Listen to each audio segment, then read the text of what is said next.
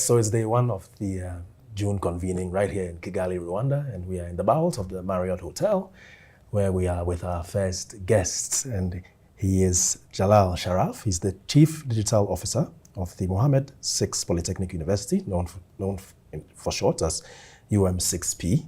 And we're going to discuss AI and why it's important that we embrace it on the African continent and not fight it. Welcome, sir. You're welcome. So let's begin by learning a bit more about you. I'm today Chief Digital and AI Officer at UM6P, but I'm a civil engineer by training. And I've done so many things in my life. Worked at, development agencies like the World Bank, IFC. I worked at the Office of Vocational Training in Morocco. I spent more than a decade in agriculture as well. And, I tried every time to just bring some new solutions based on technology. So it's a passion for me to actually bring digital technologies to all kinds of different problems and settings we have in life. And now we're living this extraordinary, revolution with AI kicking in with all those models and all these. So very interesting. Yeah, and it's often said that it's not people who don't. It's not people who lose their jobs because of AI, but it's people who don't learn to use AI who will lose their jobs. So how critical is it for universities, for higher education institutions to embrace AI?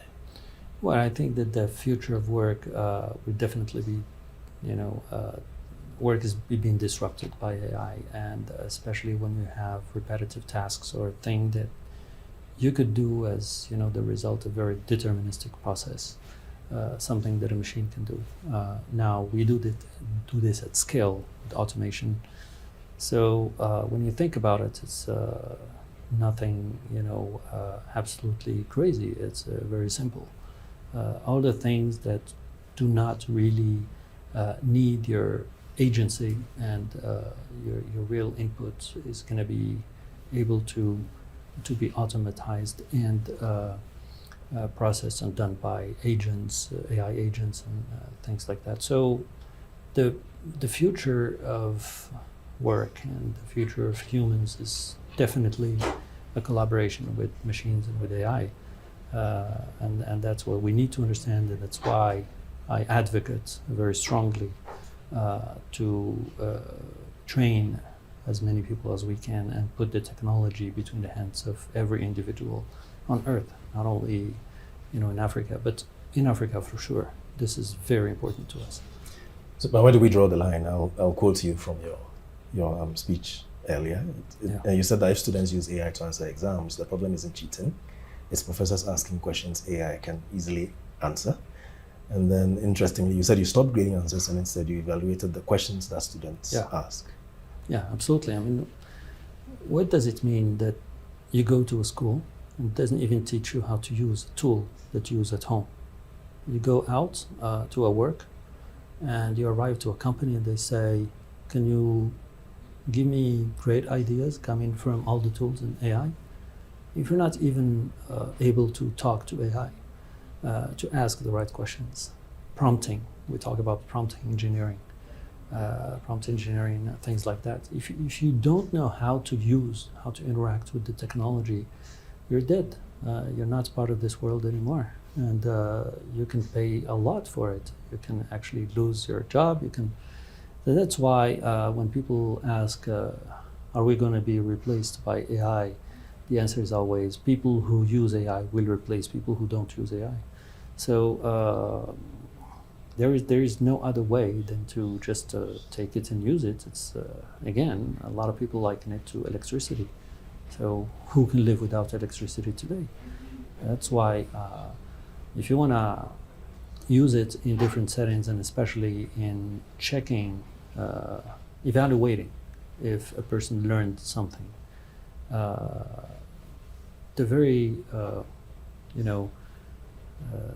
peculiar way of saying, I will check by asking you questions and you have to give me good answers, you the learner, now is just not relevant anymore. because we all know maybe the same thing, maybe a little bit more. So somebody who would use AI is somebody who knows how to interact with AI. This is what we need to teach. So if we can evaluate something, it's this, which is how do you ask your questions? Yeah. So the learner now, we're interested in the questions they ask, not the answers they give. Yeah, and you mentioned earlier that you want to be sure that people are thinking, because you don't want people to stop thinking. Absolutely.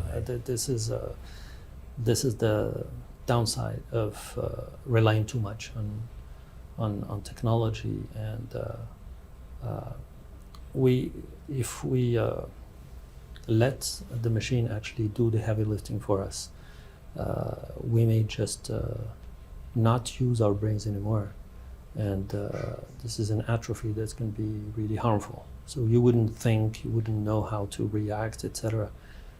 That would make you even more useless than you think you are today in face of technology. That's why critical thinking stays as the most, I would say, critical competence that we need to have, and that's why we need to bring that, put it on the table, and have a real discussion around it.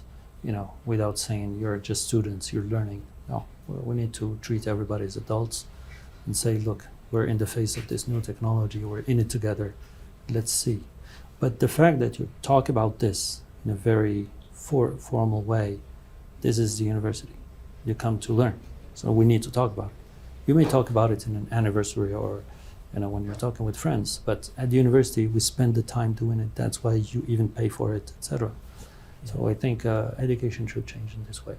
Education should change, and that's one of the tasks that the Education Collaborative has taken upon itself. So how do you recommend they get institutions across the African continent to buy in to the undeniable force that is AI? Yeah, again, some institutions have been very bold in their reaction to AI.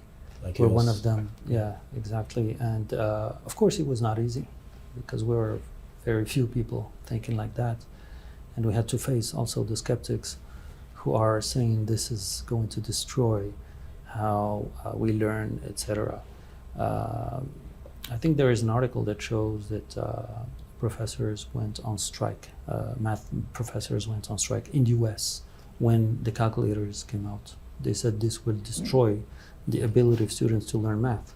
Mm-hmm. They wouldn't know how to calculate. What's the problem today? We all use calculators and it didn't change anything. So today we have the same kinds of reactions. People saying this is not correct. We are in a university, we have to abide by rules and regulations. So we did not put any regulation. We started on purpose, not talking about rules and policies and regulations. We just put the technology in front of everybody and then we watched. And I can tell you that it's very interesting what comes out. And it gives us now a different approach to how we should actually use it and embrace it. So that's why if you want to catch up with what's happening, you have to be quick in changing your mind, having a new mindset, and you have to keep calm. You have to embrace it and just say, this is the evolution of humanity, and we're just living a new revolution that is maybe to the extent of the Industrial Revolution. Yeah. So not fight it. This is I think, the only way. Yeah, the only way. And then do you think there should be more funding from organizations like MasterCard and so on for AI? I think we're all fortunate that these foundations exist, and especially MasterCard doing an amazing work in Africa. I can tell you that because we're involved in other projects with them, and it's really what they're doing is really going to help in the sense what I said. So we need to cross our experiences for sure, just like what you're doing in Education Collaborative. We need to share the experiences. We need to test them in different places and then share and see what works. Again, there is no one solution that fits all. But I think there is one context that is ours and that we can share. And of course, if we have funds, I mean, these foundations are helping us a lot. And thanks to, a big thanks to MasterCard Foundation. And we're trying to have them work with us as well, with other institutions like the World Bank, work with us on the Africa 100 project. That's something that I think aligns well with their objectives and will help us. Again, it's really the magic will happen when a lot more people use the technology. That's our core belief. Okay. Thank you very much. You're welcome, Joseph. It's been a pleasure.